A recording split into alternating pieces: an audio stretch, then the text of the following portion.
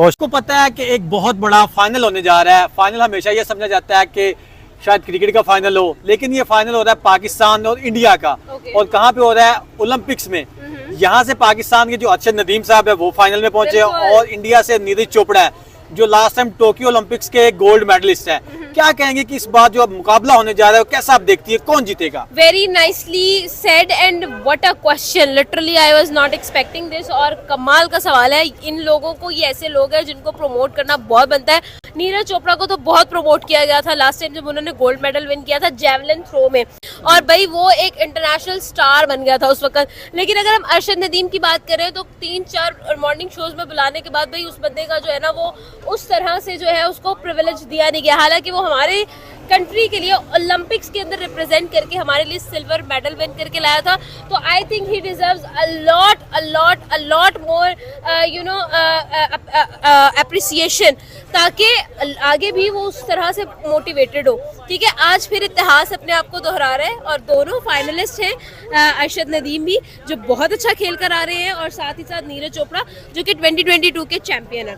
ठीक है, तो डेफिनेटली अभी मैं उनके स्टैट्स पढ़ रही थी। आई थिंक जो अरशद नदीम है उसने 86.3 का थ्रो किया है। बिल्कुल बिल्कुल। और जो नीरज चोपड़ा है उसने 89.6 का थ्रो किया। दोनों ने फर्स्ट राउंड में फर्स्ट अटेम्प्ट किया है और उन लोगों ने क्वालिफाई कर लिया फाइनल के लिए। सेकंड अटेम्प्ट की नीड ही नहीं रही। देखिए सीरियसली आप देखें तो सही कि कितना मतलब क्लोज एक उनके पास जो है ना वो एक वो है, उनका क्लोज एक एल्गोरिदम बन चुका है। ऑल्सो मैं ये कहना चाहती हूँ कि मतलब देखें, ठीक है नीरज चोपड़ा की एप्रिसिएशन तो बनती है क्योंकि वो एक वर्ल्ड चैंपियन है, पर यहाँ पर मैं अरशद नदीम को हाईलाइट जरूर करूंगी क्योंकि यार इन लोगों के पास उतने बजट्स नहीं होते जितने हम। अरशद नदीम वो बंदा है जिसके पास पाकिस्तान में कहीं भी ट्रेनिंग के लिए कोई ऐसी जगह नहीं है, ना कोई ऐसे कोचेज हैं, ना कोई ऐसा एटमॉस्फेयर है। वो अपनी मदद आपके तहत एक गांव से उठ के ओलंपिक्स के लिए गए हैं। और दूसरी तरफ अगर नीरज चोपड़ा की बात की जाए तो उनके साथ पूरी इंडियंस खड़ी हुई हैं, पूरी ओलंपिक्स एसोसिएशन खड़ी हुई है और बड़े से बड़े कोचेज उनके साथ काम किया है।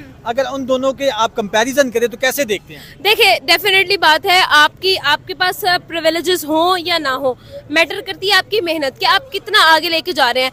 नो डाउट ये भी काफी हद तक आपको इफेक्ट जरूर करती है, आप पे इम्पैक्ट जरूर डालती है। बट मैं आपको वही कह रही हूँ कि देखिए यहाँ पर हम लोग क्रिकेट पर कितना पैसा लगा देते हैं लेकिन हमारी परफॉर्मेंसेस है जीरो।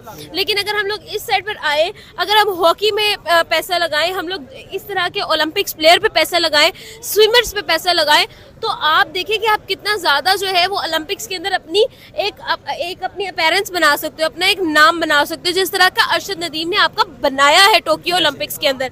लेकिन साथ ही साथ अगर हम लोग नीरज चोपड़ा की बात करें तो नीरज चोपड़ा ने भी बहुत अच्छी परफॉर्मेंसेस दी है। अब तक का वो सबसे हाईलाइटेड प्लेयर है। अगर हम इंडिया की बात करें, इंडिया के अंदर Neeraj Chopra is the highlighted player. और मैं ये कहना चाहूंगी कि all the best to you guys. आप दोनों को मैं जीतते हुए और विक्ट्री स्टैंड पे खड़े होता। पाकिस्तान में ऐसे क्यों होता है कि जो हमारे पास टैलेंट होता है, नेचुरल टैलेंट हमारे पास आता है, हम उसे वो प्रमोशन या वो रिस्पेक्ट या वो इज्जत हम नहीं दे पाते जो वो डिजर्व करता है। लास्ट टाइम वो मेडल जीत के आए लेकिन किसी ओहदेदारान ने, किसी गवर्नमेंट ने या किसी बंदे ने उसके साथ मिलना पसंद नहीं किया। 1-2 शोज में जैसे आपने बात की उनको बुलाया और उसके बाद वो ऐसे गुमनाम हो गया कि पता ही नहीं। एक क्रिकेटर्स ने मेरे ख्याल से 10 लाख रुपए उन्होंने दिए। आपको सही बात बताऊं, काफी हद तक ये अरशद नदीम के लिए एक बेहतर चीज साबित हुई।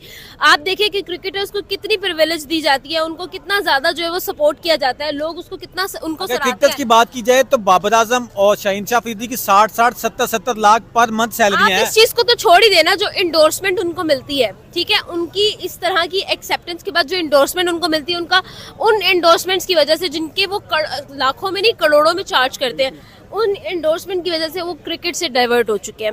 तो मैं ये कहूंगी कि जिस तरह अगर हम लोग अरशद नदीम की बात करें तो मैं तो यही कहूंगी जिस तरह के पाकिस्तानियों के क्रिकेटर्स के हाल हमने देख लिए हैं, अगर ये भी एंडोर्समेंट में पड़ जाते तो आज हमें यहाँ पर प्राउड मोमेंट फील ना होता। तो आई वुड से कि Arshad Nadeem, hats off to you. आपका यही थ्रो ही आपके लिए आप जो है वो आपको आपकी पहचान बना रहा है और हमारे लिए प्राउड का सबब है। तो आई वुड से कि आप स्टिक टू इट और आप जो है वो हमारे लिए फिर भी प्राउड है, but still we want you to win. ये 35 ओलंपिक्स में फाइनल होने जा रहा है जेवलिन थ्रो में, जहाँ पे पाकिस्तान के अरशद नदीम साहब ने क्वालिफाई किया है और इंडिया की बात की जाए तो वहाँ पे नीरज चोपड़ा ने क्वालिफाई किया है। क्या आपको लगता है कि अरशद नदीम पाकिस्तान के लिए गोल्ड मेडल जीत के ला सकते हैं? फॉर श्योर, क्यों नहीं ला सकते, बट कुछ लूप होल्स हैं हमारी कंट्री में जो कि एक स्पोर्ट्समैन को उसकी प्योर वैल्यूज़ नहीं देती। तो उसमें बात करता चलूँ, सबसे पहले लास्ट टाइम भी जब इनका कंपटीशन हुआ था टोक्यो ओलंपिक्स में, जी, अरशद नदीम वर्सेस नीरज चोपड़ा, तो अरशद नदीम का ये स्टेटमेंट थी उनकी कि यार मेरे पास मेरा अकेला बाप स्पॉन्सर है, ठीक है, और नीरज चोपड़ा को 300 ब्रांड स्पॉन्सर कर रहे थे। तो आप यहीं से ज्यूम करें कि ये क्या कंपटीशन आपको समझ में आता है? ये वैल्यूज़ फिट बैठती हैं दोनों की? बिल्कुल भी नहीं। मेरे ऐसा क्यों है कि पाकिस्तानी टैलेंट को प्रमोट नहीं किया जाता? एक बंदा अपने बिहाफ पे, अपने बाजुओं पे जा रहा है और इतना ऊपर जा रहा है, फाइनल तक जा रहा है, अगर उसके स्पॉन्सर्स हों, उसके पास अच्छे कोचेज हों, तो वो क्या इससे ज़्यादा नाम नहीं कमा सकता? सर, स्पोर्ट्स में ना पाकिस्तान को सिर्फ क्रिकेट नज़र आती है। हमारा नेशनल गेम है हॉकी। मुझे कोई भी बंदा अपने इर्द गिर्द मुझे कोई 5 हॉकी के प्लेयर्स का नाम बता दे, हमें नहीं पता, क्योंकि हमें सिर्फ पता है क्रिकेट ही स्पोर्ट्स है। थोड़ा सा भी साइड हो जाऊँ, लीड क्लास में आ जाऊँ, तो फुटबॉल थोड़ा सा समझा जाता है कि शायद हमें पता, रोनाल्डो मेसी का पता होगा, एम्बापे का पता होगा, ठीक है, मोहम्मद सलाह का पता होगा, इन लोगों का पता होगा जो कि फेमस है वर्ल्ड वाइड। अगर हम खेलते नहीं तो हमें उनका भी नहीं पता।